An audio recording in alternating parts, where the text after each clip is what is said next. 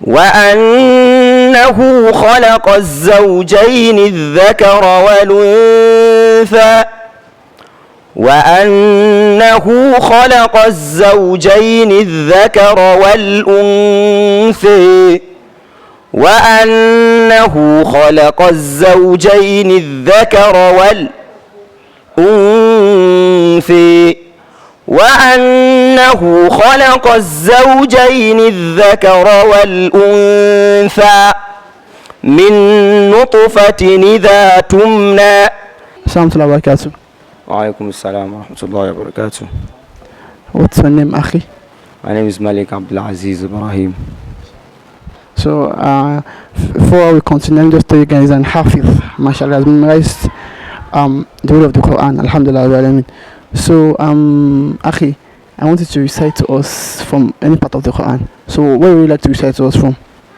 I would like to recite from Surah Al-Furqan. MashaAllah. Okay. Bismillah.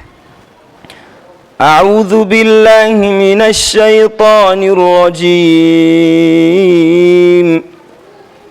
بسم الله الرحمن الرحيم.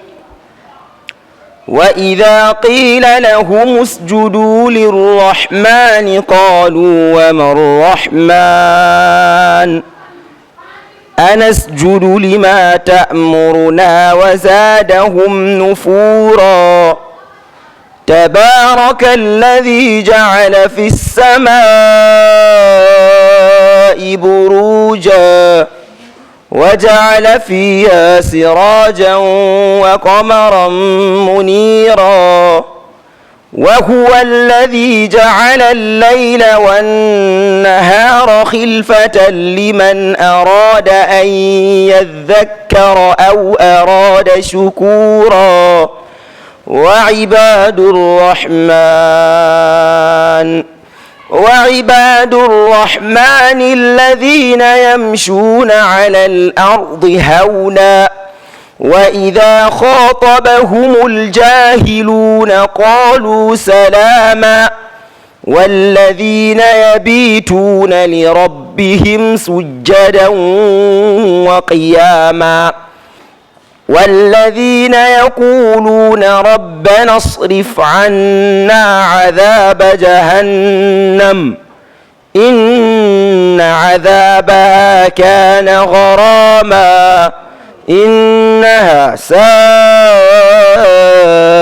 مستقرا ومقاما.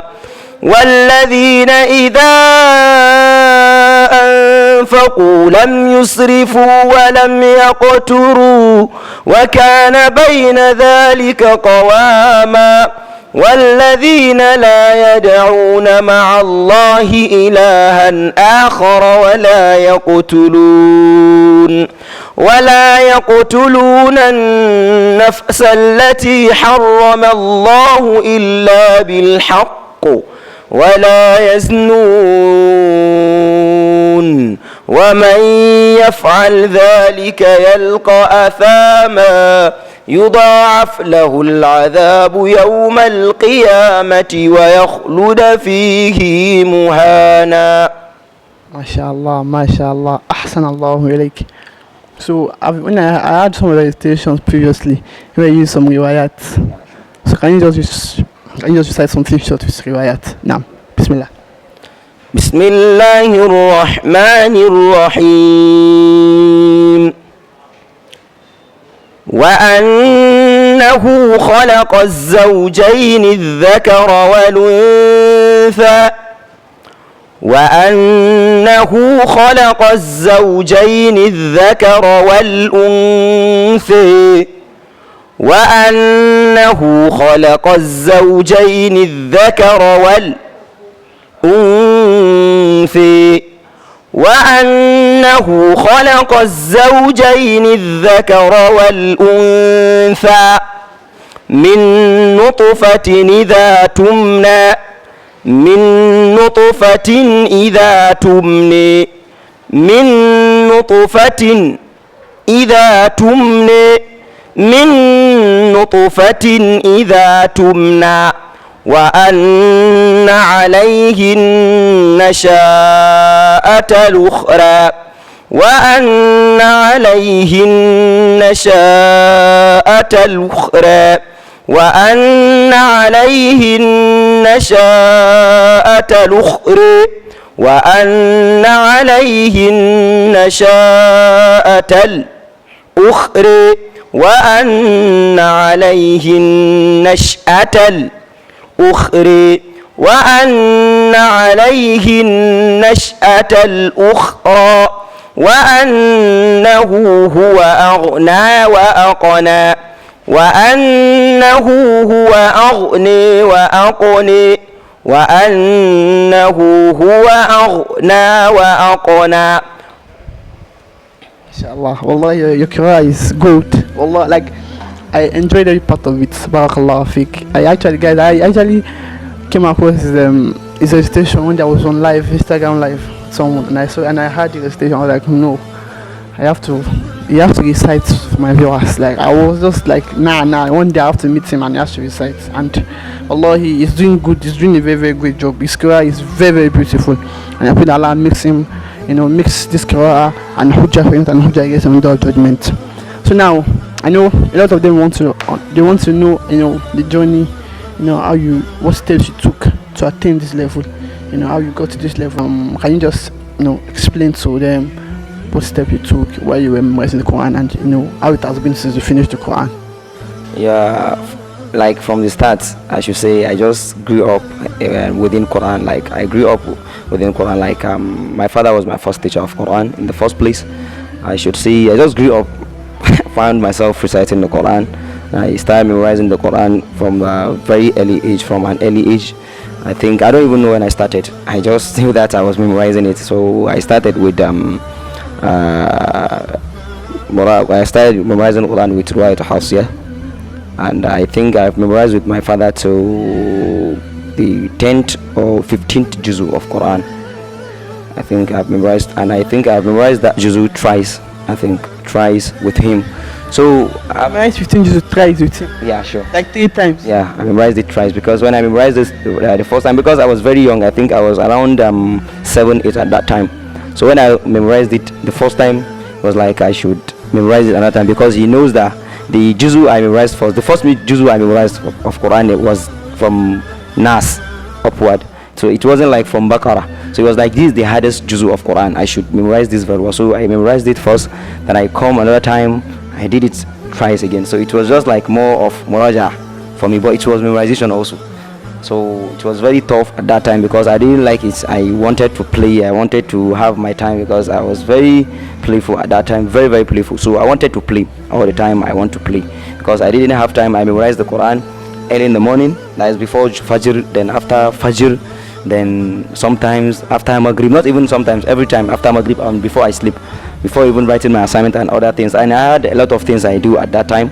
I have a lesson teacher, I have different things, different activities. So I was always busy, though I was very little, but I was very, very busy. Even when I was during break time, maybe when the school vacates or anything, during the vacation time and everything, I do go to his place and where he works, and I stay with him throughout the day and memorizing the Quran and revising the Quran. So it wasn't very easy even from the start. So then going to madrasa to memorize the Quran, where I took 4 years to just perfect the Quranic aspect and the Quranic science aspect. Like I think for 4 years I was undergoing that Quranic perfection and everything. There I finished my memorization and all, and I did the main sciences and everything, which narration, different narrations that people call, and I did that. That's when I started. So after 4 years, then I continued. I started school where in Jos, that's in Jos. I started school in Jos. So did you finish the Quran first before you went to school? Yeah. I finished the Quran, then I went to school. Where was that? I think when I went to school, I was 13, 14, I think. It was secondary school. Yeah, I started secondary school now. MashaAllah. So you already finished your primary education before you went for? Yeah. No, even when I went for tahfiz, I was going to school. Like I was going to school, but not like going to school like that. But focus was more on the Quranic aspect. So I had to restart again. And even the aspect I went for, it wasn't even like school. It was Arabic and Islamic studies stuff, so you understand. So it was more of Islamic institute that I went to. So the journey of Quran was very long. In fact, till date that I'm talking to you, I'm still a student of Quran. I still go through, I have classes that I go do their online Quranic classes, and so it is journey that you can just decide that I want to stop here, but you can never finish it. So you just don't have to give up. I used to tell people most times when people talk to me that what is the secret of, I say don't give up. It's not giving up. Like someone that has memorized Quran for more than 20 or 30 years. So imagine seeing someone that has memorized Quran for more than 30, 40 years and still coming today, tomorrow to come and revise the Quran or do more things about the Quran, giving Quran more time. And so Quran, that's what Quran needs. And most times people think I'm busy and I can't, the Quran is still, no. Like Quran just need dedication. You just have to dedicate your time or something. Just dedicate something to it. Like Quran needs the time you give, the energy you give to some things, the kind of energy you give hustling for money, struggling. That is the kind of energy Quran wants, or more. But like if you have 30 minutes a day or 1 hour, you can give it to Quran. Just dedicate that 1 hour for Quran. But the only thing is that don't ever miss it. Don't ever miss it.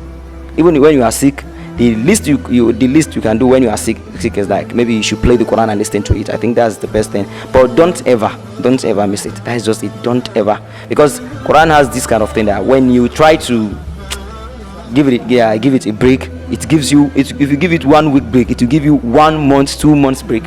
So that's one thing about Quran. So the journey is not hard as people think it is. It just need consistency and dedication. That's what I always tell people. It's not about you creating like just having, okay, I have dedicated this year that I want to use it to memorize Quran. It's not about all of that. There are a lot of people that memorize Quran in 10 years, 11 years, 12 years, and the memorization is very good. Some people are still memorizing better than yours that dedicated 1 year or 2 years for only Quran. So you can do it continuously. I used to tell people, and now alhamdulillah we have all these online classes, Quranic online classes that people can enroll and I don't know why people think you can't learn online. Me myself, I learn online. There are a lot of things I learn online, so you can learn online. You can, even the way we do things, modern ways like Western education, and you can do it this way also. Things are very easy now with our smartphone and everything. So I think this is the short advice. And another thing is that you have to purify your intention and your heart. In your heart, you need ikhlas. Like if you want to memorize Quran, you need ikhlas. Like it is very important, because people who label Quran reciters with riya, showing off, which is like it is unfair. I used to say it is unfair. Very, very unfair. It's unfair because riya is everywhere. It's not only when you are reciting Quran, it is everywhere. When you are praying, when you are doing whatever it is, sadaqah, everything. But people label Quranic reciters with riya. That is, and it is discouraging. It is discouraging people. It is discouraging a lot of people from coming that way, because they think even if I do, people will not appreciate me and everything. People need to start appreciating reciters, because these reciters, they have a very big role in our community and society that they take. Inshallah, what you said is actually true, because when, like now, there are a lot of people now. We have Mishaya Al-Afasi, a lot of those reciters, because most of all that memorize the Quran, because we saw them reciting the Quran, like they used to post their career on social media and everything.